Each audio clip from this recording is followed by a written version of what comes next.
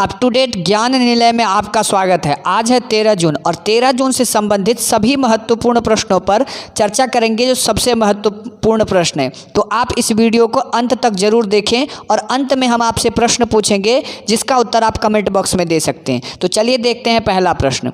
पहला प्रश्न है, श्री सिद्धलिंगैया का निधन हो गया, ये किस क्षेत्र से जुड़े थे? लेखन से, गायन से, वादन से या क्रीड़ा से? तो इसका उत्तर ए होगा, लेखन से। तो चलिए जानते हैं श्री सिद्धलिंगैया के बारे में। ये हैं श्री सिद्धलिंगैया जो कि एक कन्नड़ के दलित लेखक थे। श्री सिद्धलिंगैया, जानते हैं श्री सिद्धलिंगैया के बारे में। प्रसिद्ध कन्नड़ कवि, नाटककार और दलित कार्यकर्ता सिद्धलिंगैया का कोविड-19 बीमारी के लड़ते से निधन हो गया। वह कर्नाटक के पहले प्रमुख दलित कवियों में से एक थे और लोग उन्हें प्यार से दलिता कवि बुलाते थे। उन्हें कन्नड़ में दलित बंदिया साहित्यिक आंदोलन शुरू करने और दलित लेखन की शैली को शुरू करने का श्रेय दिया जाता है। वह राज्य में दलित संघर्ष समिति के संस्थापक में से एक थे। तो ये है श्री सिद्धलिंगैया और कन्नड़ दलित लेखक श्री सिद्धलिंगैया हैं जो कि दलित लेखक से प्रसिद्ध हैं। तो चलिए जानते हैं अगले प्रश्न के बारे में।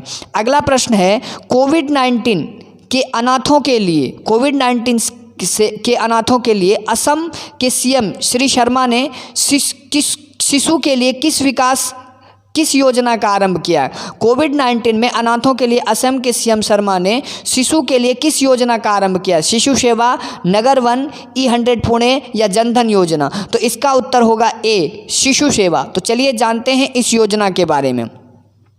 ये है हेमंत बिश्व शर्मा, असम के मुख्यमंत्री जो वर्तमान में ही चुनाव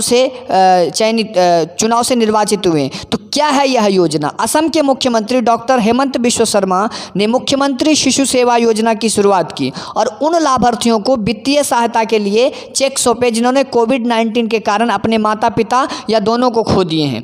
योजना का स्वरूप क्या है? इस योजना के अंतर्गत बच्चों की आयु कम से कम 10 साल से कम होनी चाहिए और उन्हें 3500 रुपये प्रति माह दी जाएगी और बच्चों की आयु 10 वर्ष से कम आयु वर्ग के बच्चे हेतु इस योजना का आरंभ किया गया। तो आपको ये याद रखना है, ये है हेमंत बिश्व शर्मा और इन्होंने असम के मुख्यमंत्री के आधार पर शिशु सेवा योजना का आरंभ किया है। तो चलिए देखते हैं अगला प्रश्न।